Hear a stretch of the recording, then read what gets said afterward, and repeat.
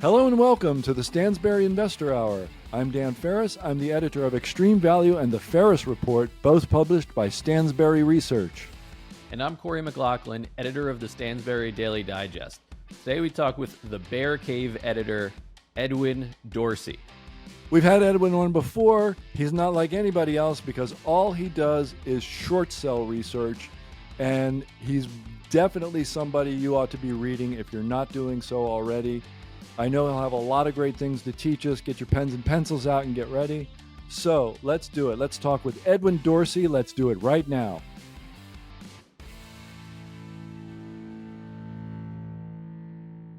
Edwin Dorsey, welcome back to the show. Great to see you again.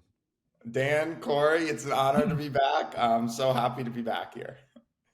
All right. So let's, before we get into specific stocks and whatever, let's remind our listeners who you are and what you're all about. Yeah, absolutely. My main job is I write a newsletter called The Bear Cave that's broadly focused on exposing corporate misconduct. There's kind of two elements to the newsletter. There's a free weekly recap where I summarize what's going on in the short seller world. I'll summarize new activist short campaigns, highlight suspicious resignations, and link to interesting tweets. And then twice a month for the paid readers, I'll do these deep dives into companies that I feel are misleading investors, harming customers, or on the wrong end of disruption. So my publication's read by a lot of short sellers and investors who want to know what stocks to avoid, what's doing poorly in this market. Okay. And let's, if we could, you mentioned people on the wrong end of disruption and other things. Do you have a favorite category of short? Every time I talk to somebody about shorting, they're like, "Oh, I like to short stocks," and then they have this one idea. So I would say it's changed a little over time. Historically, I've been really good at the consumer protection angles, where I'd be really great at seeing what consumers are complaining about to regulators.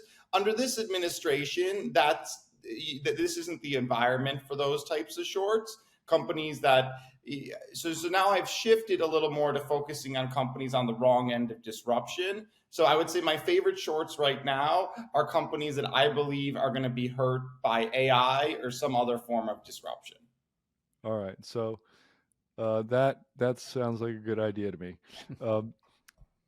Me too. Yeah. Yeah. I remember the first time you were here, it was end of 2024, you talked about how you kind of got into this, and was it care.com was one of the first ones that you were that raised your eyebrows, and that's more of the consumer protection angle, right? Yeah, exactly. So care.com, for listeners who might not remember from last time, was this $1 billion publicly traded babysitting platform where babysitters could advertise their services to parents and parents could advertise their services to babysitters. And the big element of this platform is safety. You've got to vet the people and make sure they are who they say they are. And I saw that there was a bunch of lawsuits against the company, so I decided to test out their screening myself and tried to sign up as Harvey Weinstein. I used a photo of Harvey Weinstein. I made up all the information. And lo and behold, at the end of the process, they said, "Do you consent to the background check?" I said, "Sure." And then 3 days later, they approved me as Harvey Weinstein as a verified babysitter on their site. So I knew they weren't doing their checks.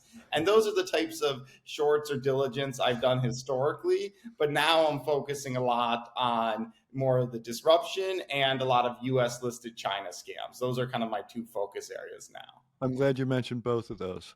Let's stick with the disruption while we're there. So, tell me about that. What does the diligence process look like for that versus, looking for lawsuits on the consumer side?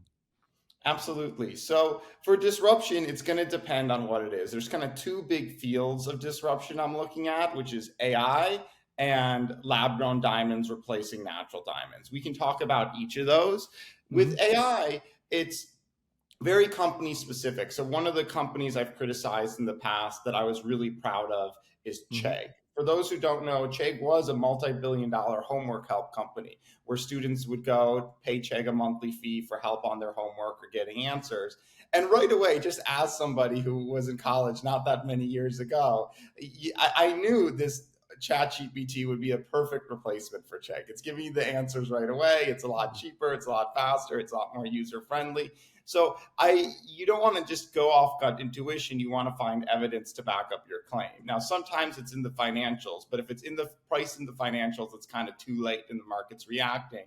So I try to look at leading indicators before it appears in the financials. One easy thing you can do is if the customer base is on TikTok, you go on TikTok. So this is very simple, but for Chegg, all I did is I searched Chegg on TikTok and everybody's talking about deleting Chegg, which is not a good thing. And you'll actually find that students hate Chegg. They hate Chegg because it's expensive. They hate Chegg because in the past, Chegg has worked with schools to rat out students that were cheating, which might have been the ethically right decision, but poor for the business because it doesn't engender goodwill. I found that students had a lot of animosity towards Chegg. They were excited to switch. And then one final thing that is kind of consistent with the consumer protection angles that I've talked about is I love it when companies try to make it a lot tougher to cancel. To me, that's a sign that the kind of end is near.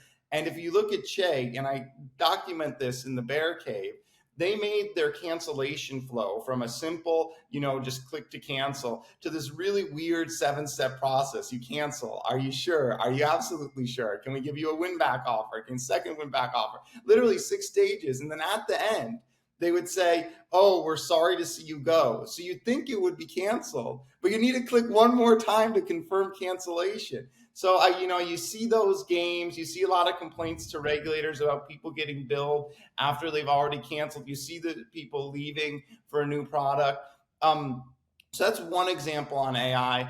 A lot of other times it's just trying to be somewhat intuitive and understanding how the world's evolving. So I haven't written about Shutterstock and Getty, 2 stock image platforms, partly because there's some complexity in that they're trying to merge with one another. But those to me are going to be obvious losers going forward. No one's going to pay $50 for a stock image if you can get an AI generated one just as easily. I see this as a newsletter author myself. Substack has it embedded that we can just create AI generated images super easily. So that's kind of on the AI front, and we can jump in a little more there and talk about call centers and call center software if you want, which are 2 other, subsets of the economy I think are going to be hurt by AI.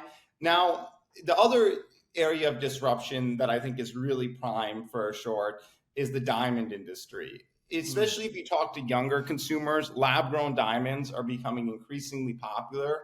They're chemically, physically, and optically identical to natural diamonds, but a lot cheaper. And I think, and what the market is showing is that consumers are happy to shift to lab-grown diamonds, which is lowering the price of all diamonds. And I think it's going to upend the diamond industry, and it's going to hurt the retailers like Signet that sell a lot of natural diamonds. Wow. Yeah. People have been talking about diamonds for so long, and finally, because they always said, well, it's a cartel and, they have so many more diamonds than they're willing to release onto the market, et cetera, et cetera, et cetera. And now that dynamic, it doesn't matter anymore. Yeah. Because you can, grow them in a lab. I think historically, I don't know anything the diamond about diamonds. industry is filled with misinformation, and I'd love to talk about diamonds for a while. The diamond industry is built on marketing. I think historically people said cartel. I think now it's maybe a little more loose than that, where De Beers controls a lot. Alrosa in Russia controls a lot of diamond production. It's more that the lab-grown diamonds have been around forever, but only in the last 2 or 3 years have they gotten to such a quality that no one can really tell the difference between natural diamonds and lab-grown diamonds. Like, they're the same thing. And they've gotten to a price point that is so much cheaper. And here, I think the traditional investor sentiments are, well, guys might prefer buying lab-grown diamonds, but women will always want the natural thing. And, right. You see what actual consumers are saying, especially the younger ones.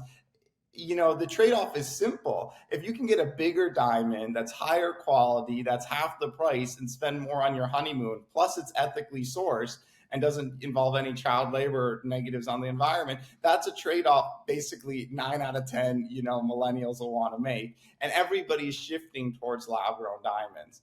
So this is an area of disruption that I think is going to continue. And if you look at some historical precedent, Dan and Corey, because I know you guys talk about, kind of metals and gold and stuff in the past, is in the 1800s, one of the most valuable metals was aluminum. Aluminum is actually at the top of the Washington Monument. People don't notice this, but 100 ounces of aluminum is the capstone of the Washington Monument because it was one of the most valuable metals at the time. And 10 years after it was built, aluminum lost 99% of its value because we were able to mass produce it a lot easier.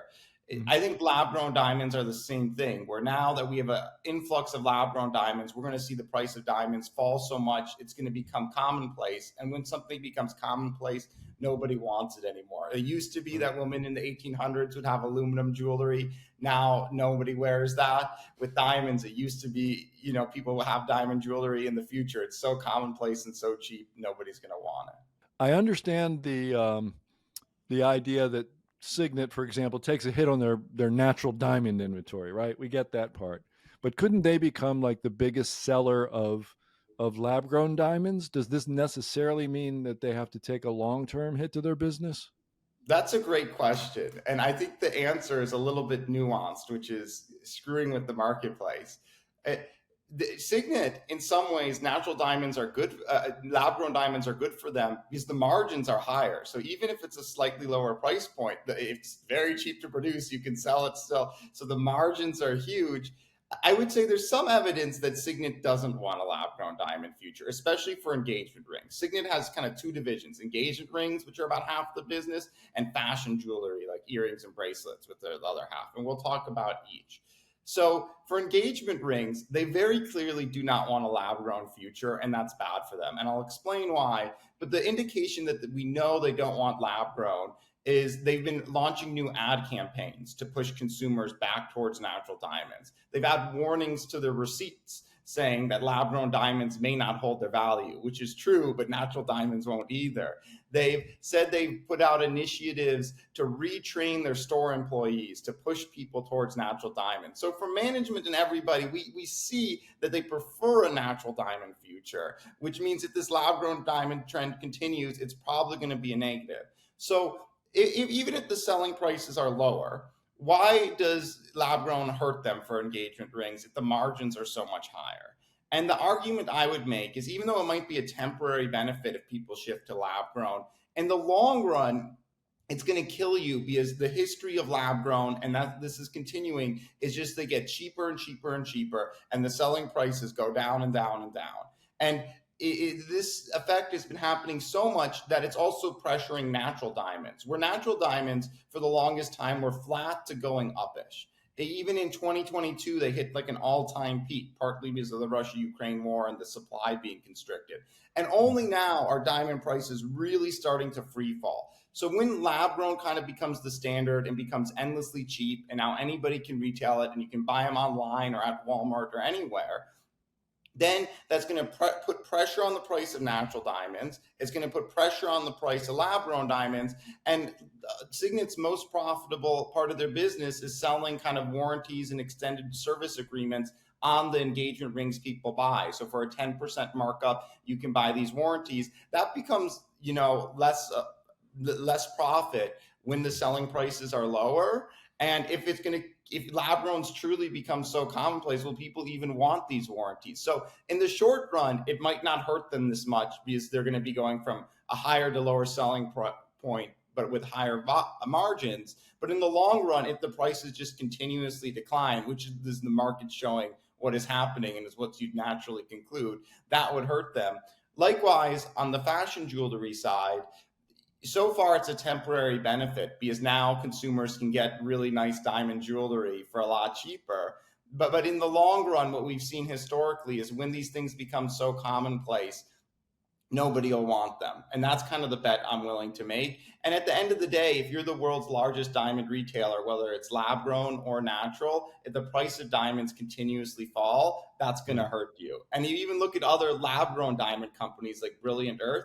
They've done terribly since going public, because it's tough to make money selling an item that's constantly losing its value at 2 to 3% a month.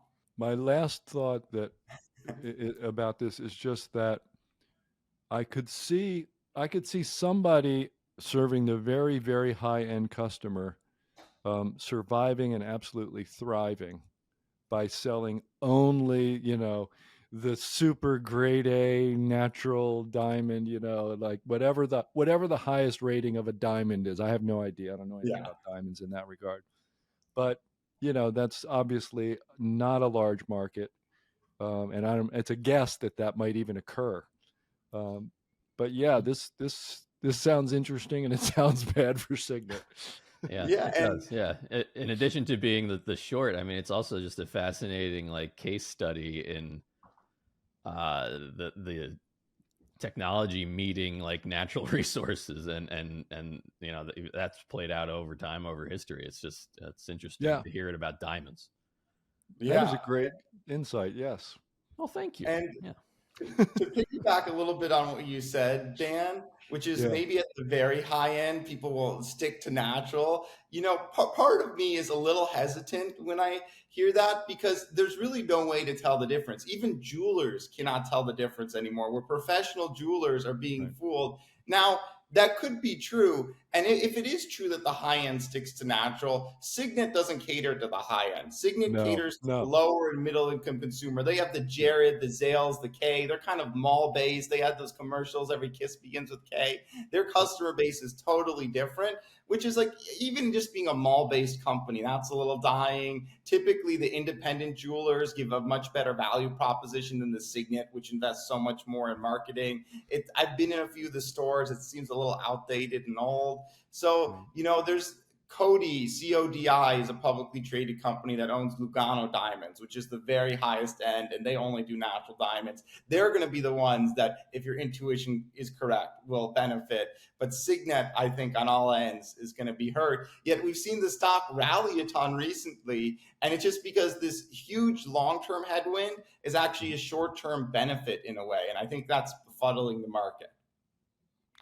Wait a minute. Let's clarify. Huge long-term headwind is a short-term benefit. How? So lab-grown diamonds are a huge long-term headwind because they're going to drive down the price of all diamonds. Right, but they're a short-term benefit because right now you can sell them at a price point where you can still make a huge profit margin on them. Oh, I see. Okay. Because if a consumer gets a lab-grown diamond ring now, it might be half the cost, but it's going to be an 80% profit margin. But in the future, the natural diamonds and lab-grown are going to be much lower price points. Right. The supply has not caught up yet. So exactly. Yeah, I'm looking at this chart now, and Dan, this is one of the stocks that has doubled since March. That we were just talking about in another episode, but it's still 10 price earnings. So, yeah, there you go. Not priced to do much. Yeah. All right. So that's a pretty healthy disruption there, lab-grown diamonds. And as is AI. Do you have? I know you've written recently about a couple of stocks like QMMM. Yeah. And you actually let me talk. There's something I want to ask you about specifically with this one. I noticed in the first couple paragraphs of your write-up, you mentioned that it's the stock QMMM Holdings is being manipulated by an overseas stock manipulation groups, and it's a Cayman Islands holding company operating in Hong Kong. Now, if you just told me Cayman Islands holding company, I'd say red flag. And if you told me operating in Hong Kong, I'd say red flag, or dark pink or whatever. You know what I'm saying? But when you tell me overseas stock manipulation group, Cayman Islands, Hong Kong, it's like, red.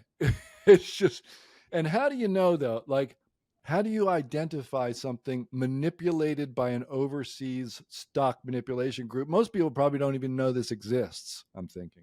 Yeah. So the way I kind of I've known for a long time, there's a lot of US listed Chinese companies that come onto the market through an IPO or reverse merger and tend to be overvalued or lie about their business and then collapse. This was documented in 2017 in the China hustle. It's gone on for a long time, but it's actually evolved to something different. And what made me start looking at this phenomenon of manipulated Chinese stocks this year was one of your past guests, Herb Greenberg, started writing a few stories about these WhatsApp groups using WhatsApp to manipulate stocks. And then there was a story by Dave Michaels in the Wall Street Journal about CLEU, which was a pump and dump that used Facebook ads to recruit people to WhatsApp groups and convince them to buy this worthless stock. And then that manipulation group made $400 million from the pump and dump, half of which was seized by U.S. prosecutors before it transferred to China.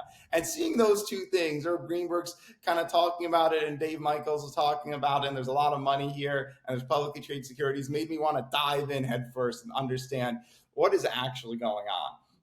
So the way these manipulation groups work is they typically take out ads on Facebook or Instagram to convince people to join WhatsApp groups. Sometimes they'll impersonate big personalities like Kathy Wood. Sometimes they'll make up fictitious brands. And then they control the floats of these stocks. They'll own 80-90% of the float. They'll send it up through wash trading. And then towards the end stage in these WhatsApp groups, they'll convince you, the average investor, to buy it. And it's usually not just, hey, buy this scam stock. They'll spend months kind of convincing you that they're legitimate by giving you good stock recommendations or legitimate stocks, and then try to convince you to buy this scam stock right before it collapses.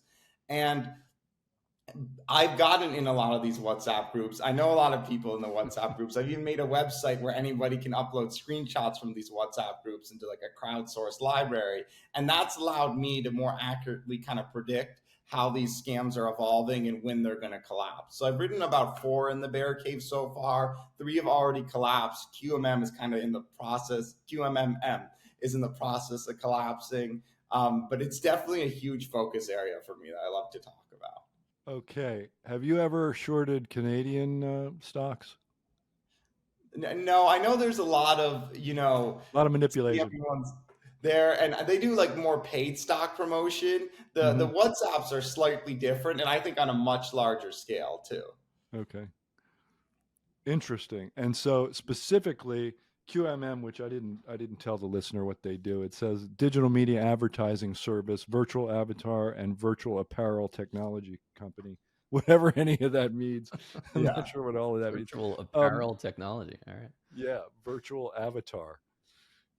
I got to get me one of those. I don't know what it is, but I got to get me one of those. Yeah. So this stock is being manipulated by, on WhatsApp or whatever. Plus it's in the Cayman Islands. Plus it's operating in Hong Kong. Do you think there's a real business there operating? Typically, all these stocks have a really small underlying business. So QMMM is, as far as I can tell, they produce commercials for small and medium-sized businesses in Hong Kong. So there's a real business doing a few $1 million in revenue. It's declining. It's an unprofitable business. At the core of these stock scams, which really reach hundreds of millions of dollars in market cap, is just these small and medium-sized businesses. Another one was CUPR that had 8 employees that had $50,000 in annual revenue. $50,000, okay? Less than $100,000. Right. It's a very tiny business. And they did maggot-based healthcare. So I'm dead serious. They would sell you maggots that you could put in a wound that would clean up the wound. It is just the weirdest business in the world. And the thing that makes these stock scams so different now is historically with these Chinese companies, you would be lying about the revenue and profits and business model. What the scammers have figured out is we don't need to lie at all. We can say we're a small business. We can say we're unprofitable. We can say revenues are declining. Because as long as we have a ticker, we'll be able to manipulate it and dump it onto these WhatsApp groups. And I mean, there are hundreds of these stocks that are being manipulated with 1 or 2 crashing every week. And I'm trying to get really good at predicting which ones are about to collapse. Right. So if I don't want to be too specific here. Let's say there's a North American city where a lot of people are just printing up shares for, really suspicious reasons. And let's say if a lot of people in that city, the next time person XYZ puts out an offering and starts a company or whatever, at some point this thing's going to, pump and crash and dump. Yeah. So it would seem to me that if you knew who the actors were in, China or Cayman Islands or wherever they actually physically are. I thought you were talking about Washington, D.C., Dan. Jeez. Yeah, that's right. Washington, D.C. DJT.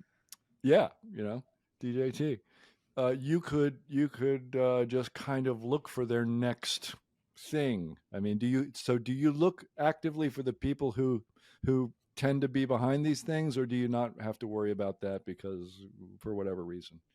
I think your intuition is dead right. And in the US, I do a lot of that. I try to track board members from one failed company to another, or the underwriters, or whoever.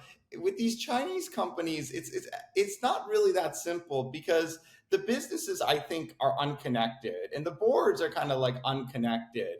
I think the way it kind of works is these scam operations based in Southeast Asia find small businesses that are legitimate and convince them, hey, go public, look the other way. You don't need to do anything. You got plausible deniability, and we'll guarantee you get $20 million to your bank account. So it's not actually like the business. It's like there's this dark network that I haven't been able to fully figure out that's kind of going to each of these businesses. And so it's not that. That was my next, Edwin, that was my next question.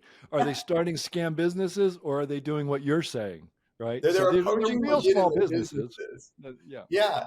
And then so they do issue. So typically, it's so insidious. There's like a pump and dump right after the IPO where the kind of insiders will sell. And then usually they repump them. So if you look at QMMM, just look at the stock chart, you'll see it initially went from 4 to like 12 and then collapsed to $1 in November 2024. And now it's slowly been pumped again to about $5. And, it's down a lot today. But so it gets repumped. And what people don't realize is a month and a half ago, 2 months ago, they sold 40 million shares of stock, more than doubling their shares outstanding at 20 cents a share through like a pipe.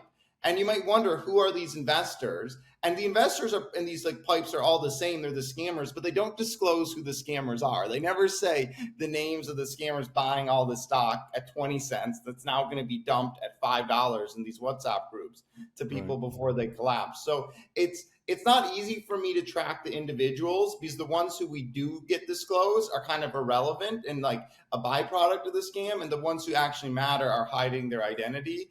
It's easier for me to track these WhatsApp groups, and I'm in a lot of them. I spend an hour a day talking to scammers and FaceTiming them. And like, I'm really trying to get in the weeds of the infrastructure here. So I pretend to be a victim and, a useful idiot to them to actually see how they're operating.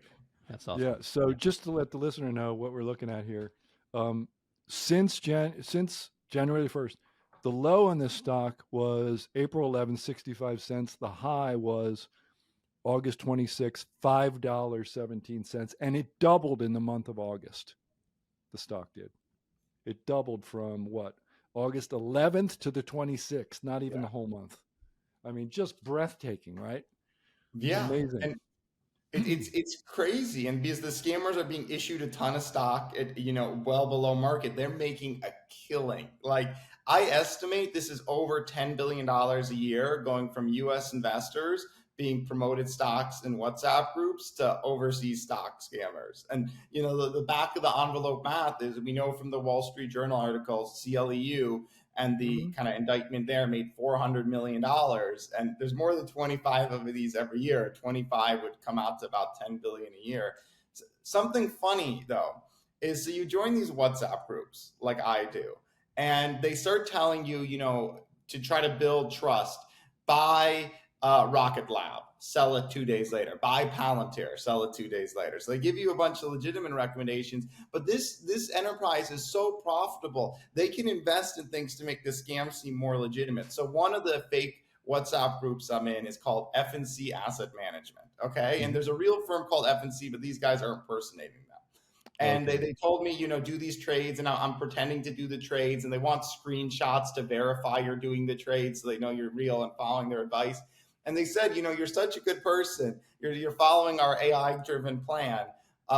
We're going to send you some gifts in the mail. We're going to send you a mug, and you can be. And I'm like, there's no way this mug arrives, right? They're not going to actually send it. And they're like, check your mail, and I check it. I'm like, it's not coming. And, they're like, oh, it's probably delayed.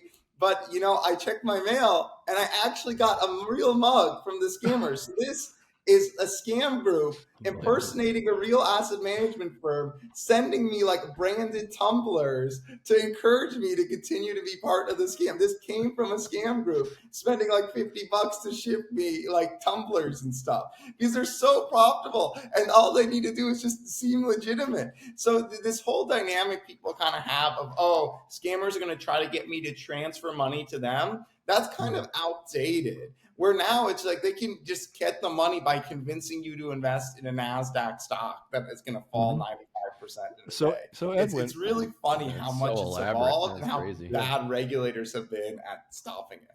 Yeah, what I'm wondering is these people are sophisticated enough to run this scam on WhatsApp or wherever. You know, they're sophisticated enough to use the internet, but they can't use the internet to look you up and know that you're the bear cave guy looking for scams. I mean, it's just like, what?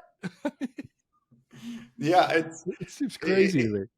No, there's so much craziness. One of my favorite things, I'll tell you, Dan and Corey, is sometimes, you know, they impersonate legitimate asset management firms. Sometimes they, you know, make up firms and say, like, we're part of whatever, XYZ asset management. Other times they'll impersonate social media accounts. So if you look, you know, on X, you'll often see in the replies, people are saying like, hey, like trying to impersonate the account, and then they'll have a WhatsApp link. You click on those, it'll bring you to the scammers. There's one scammer who's even impersonating me. So I'm talking to a fake Edwin Dorsey, and he's giving me stock recommendations, and I'm talking back.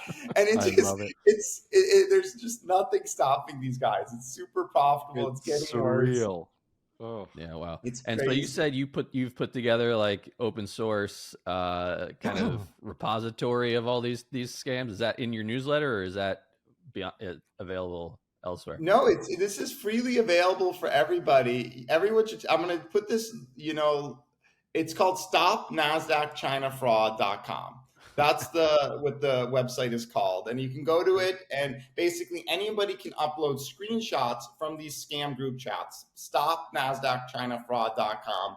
And it has a little bit over 500 uploads so far. It's getting about 50 a day. So, you know, if you're in these scam group chats and you come to the site, you'll see, okay, everybody else is being scammed. This is how they work. It gives me and anybody else who goes to the site a near real-time look into what stocks the scammers are promoting. So I can track in real time what they're doing. So it's partly investor awareness, partly a useful tool for me. And I kind of hope one day it'll help law enforcement, you know, shut all these accounts down.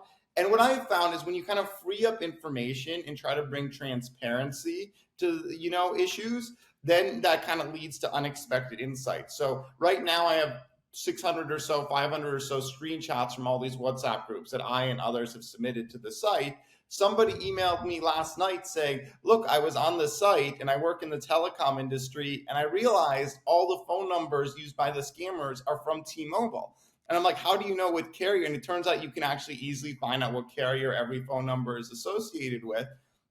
And what we kind of determined is T-Mobile has the easiest way to get multiple eSIM cards per telephone. So, you know, all these scammers are using T-Mobile because that's how they can impersonate U.S. numbers the easiest. And literally 100% of them are using T-Mobile. And that little insight you can only get when you crowdsource the information. But that's really useful. Now law enforcement can one day, you know, go to T-Mobile and say, why are you doing all this? Give us the payment records for these numbers. And it becomes slightly easier to shut these down and like understand the infrastructure.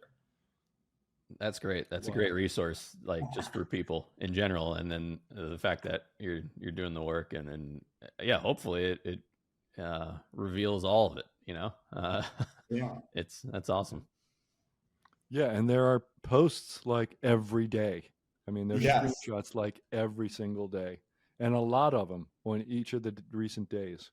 Yeah. So thank you. It's really cool. You're building something there. That's really great.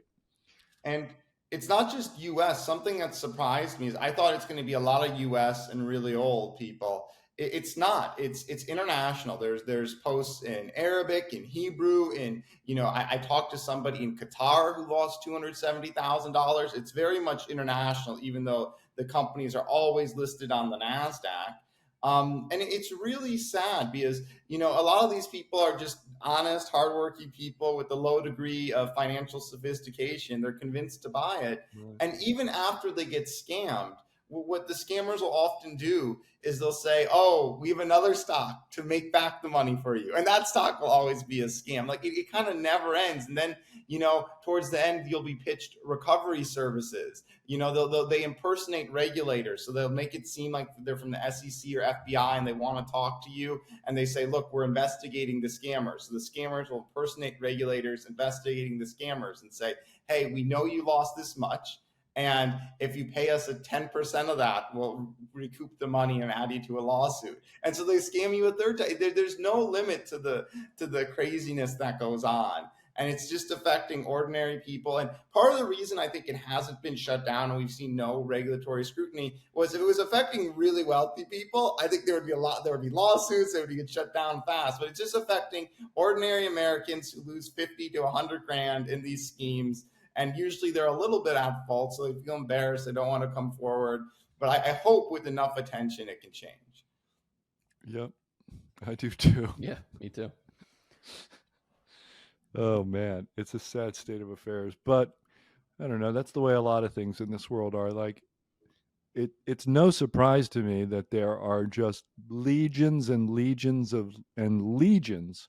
of people on social media who have enough money, like you're saying, 200,000, that one guy, 270, and yet know so little that they can't detect an obvious scam, right from the get-go.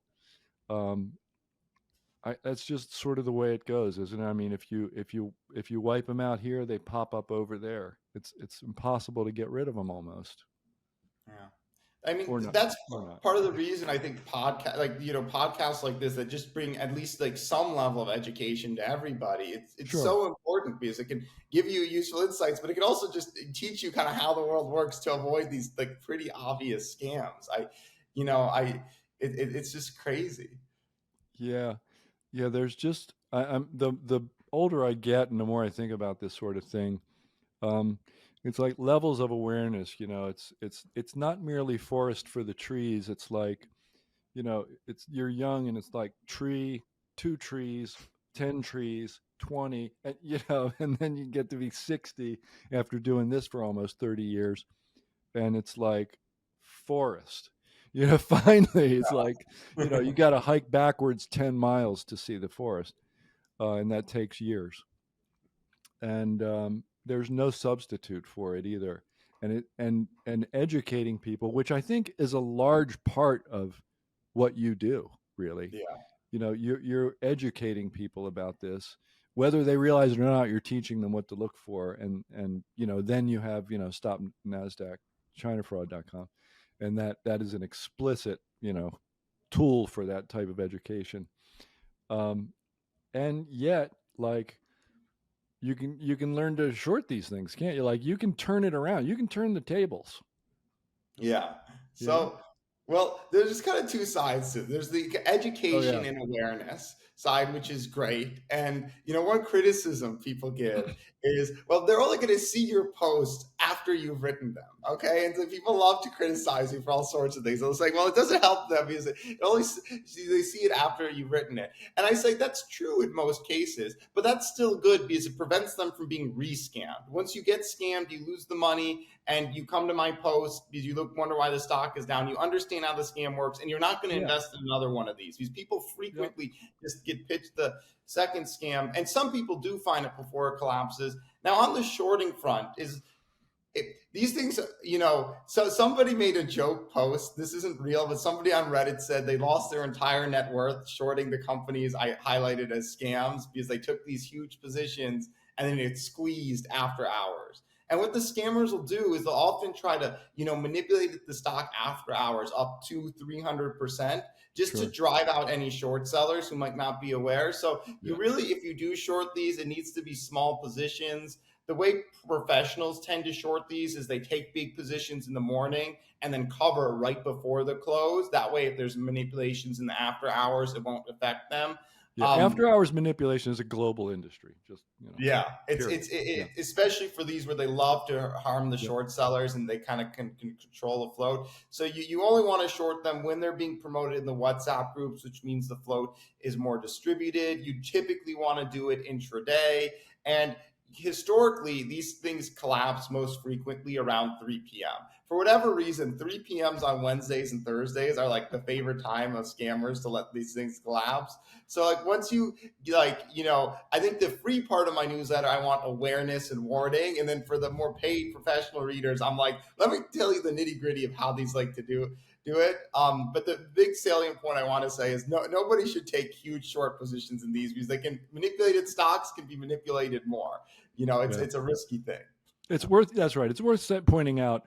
Shorting is hard. Most of our listeners probably shouldn't do it.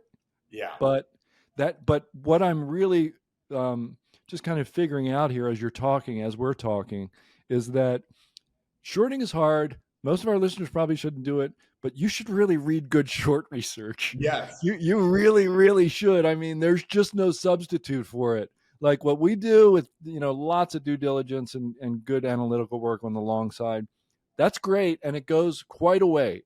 It's good as far as it goes, and it goes quite a way.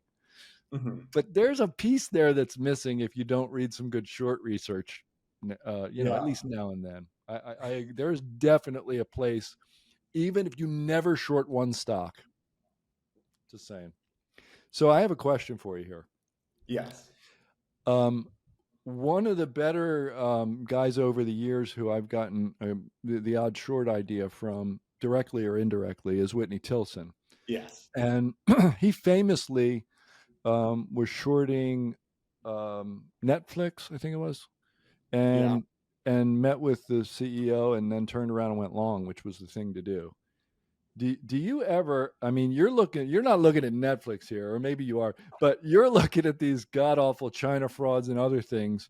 Have it ever happened that you are looking through the, basically like the scum of the market earth? Have you ever found a situation like that where you said, oh, not only is this not terrible, it's a decent long idea?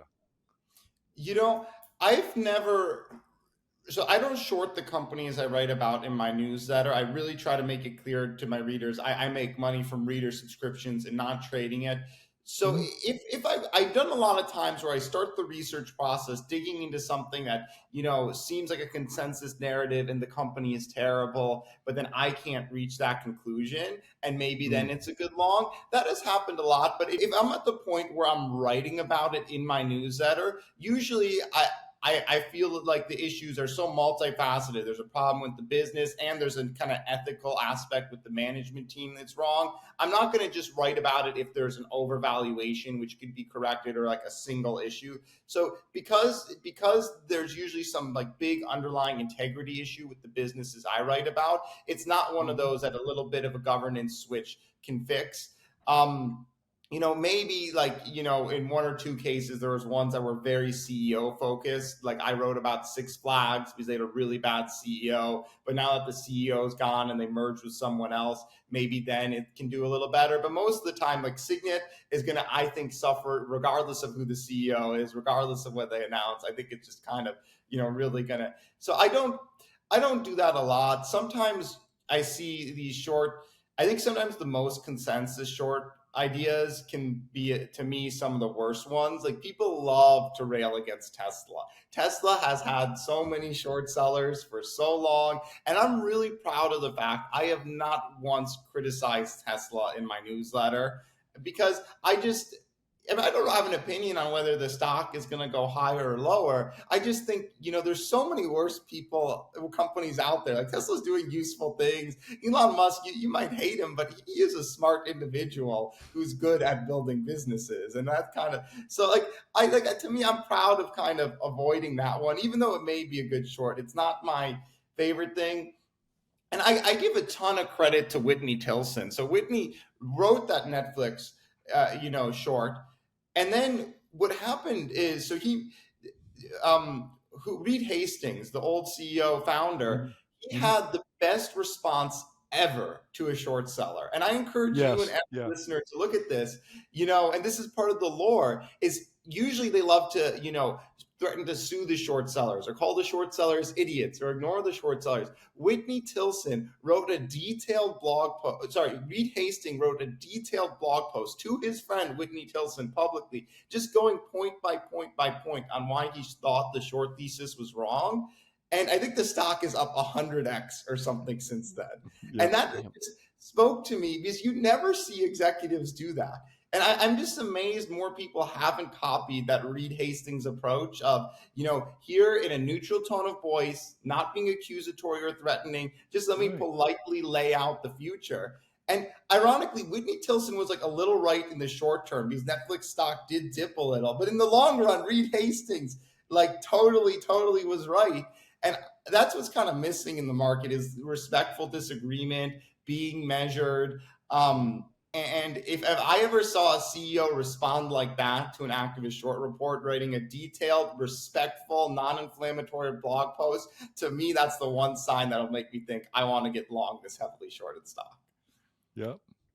That is, we've had Whitney on and he told that story. It was a great story. Yeah. He did tell that story, and he'll also tell you that the mistake he made was not holding on to Netflix long enough and letting the winners run as well. And so, but yeah, I think you're right. Like if you believe in your business, if you're a CEO who believes in your business and think you're doing all of the right things and have a good strategy, why would you not kind of publicly at least even acknowledge, some criticism and just and just address it like head on?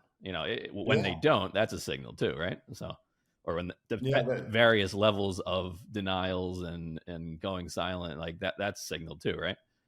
Mm-hmm. Yeah. Right. No, Edwin, no, that's a great point. Overwhelmingly, the responses are like, even like cussing the guy out in public or what, the CEOs they just go off. They go off. They say, this person's an idiot. They don't know what the hell they're talking about. Pretty famous conference call. Jeff Skilling, called a guy a profane name. And he's kind of like hot mic kind of moment. And it would be, even if they were a good short, they could probably really, coast for months or more if they just handled it right. If they just did that credible, point by point response, if they could pull off anything like that, if they remained polite and respectful and just said, no, we disagree, and didn't go off. But they don't do that. You'd think they'd figure it out. You'd think people would figure many things out, I guess. You could say that with a lot of things, but I don't know. It seems like low-hanging fruit for the heavily shorted CEO to me. We got to start an advisory for the companies that get hit by short reports. Like, this is how you respond. Like Lehman Brothers CEO, he literally said, "I want to rip the short sellers' hearts out." It's like, come on, guys. We have a pretty good precedent here with Reed Hastings. Literally just copy that, and you'll get a 10% bump just from people believing. Right.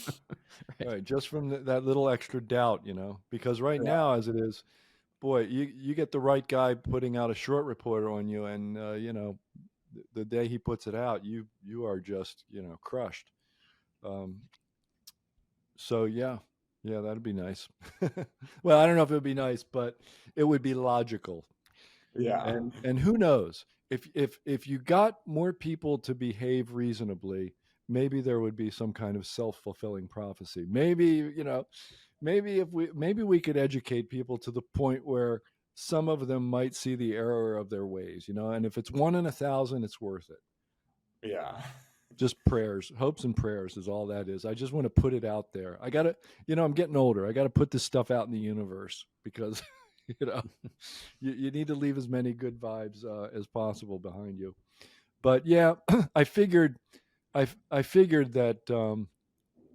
the answer would be basically, no, I'm not, having, Netflix moments with like Whitney every 10 minutes or whatever, but it's a question worth asking.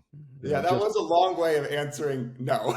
yeah, sure. No, and it's a good way of answering no. And it's the Whitney, Netflix example is a really great case study. And I think we've established that. You could probably go and Google the blog post. Yeah.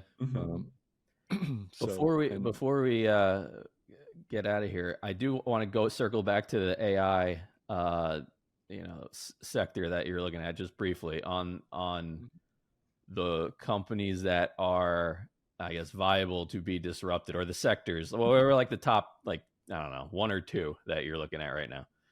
I think the biggest, so there's homework help companies like Chegg and Nerdy. Those are kind of already priced in. There's the AI stock image companies, because AI can generate images more easily. That would be Shutterstock and Getty, but that's a little complicated because they're trying to merge. And beyond that, I think the three kind of areas that are most prime for AI disruption are call centers, by extension, call center software companies, and then business process outsourcing, which is also like often like a synonymous with call centers. Basically, these businesses that employ huge numbers of people in countries like India, the Philippines, kind of developing world economies where you can get labor really cheap to do historically pretty like monotonous tasks.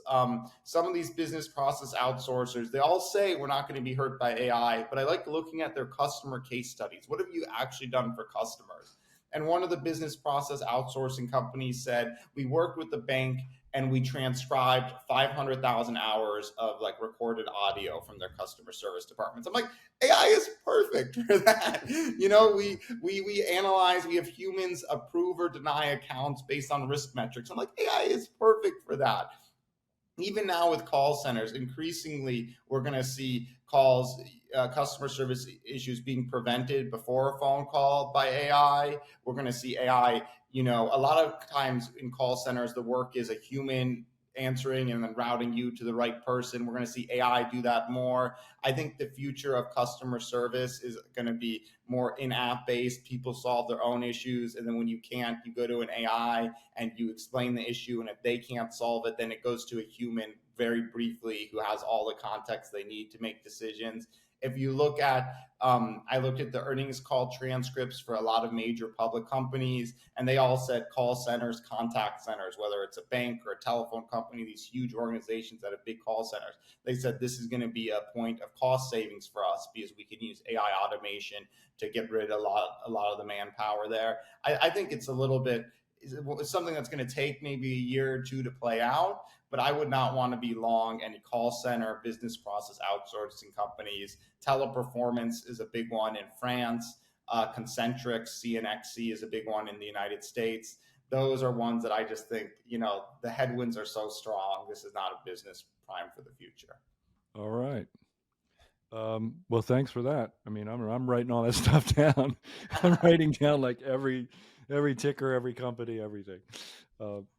So I can avoid it all, if nothing else. But it is time for our final question. Awesome. It's the same question for every guest, no matter what the topic, even if it's a non-financial topic, same identical question. If you've already said the answer, by all means, feel free to repeat it. The final question is, for the sake of our listener, if you could leave them with one takeaway, just one thought today, what would you like that to be? My one takeaway, circling back to the beginning of the call, is don't buy natural diamonds. They're going to lose all their value. Don't buy natural diamonds. This is not the time to buy a natural diamond. All right. Sounds like sound advice if you're worried about the value of that thing when you're sitting on your finger there for year after year. Not a store of value anymore. Yeah. No way. Right. Well done. So thanks for that, and thanks for being here, Edwin. It's been a pleasure to talk with you again. Absolutely. Thank you guys so much for having me. I admire the show, and I'll continue to be a listener. All right. Well, you will continue to get a call every now and then to be on it, so there's that too. Thank you, guys. Opinions expressed on this program are solely those of the contributor and do not necessarily reflect the opinions of Stansberry Research, its parent company, or affiliates.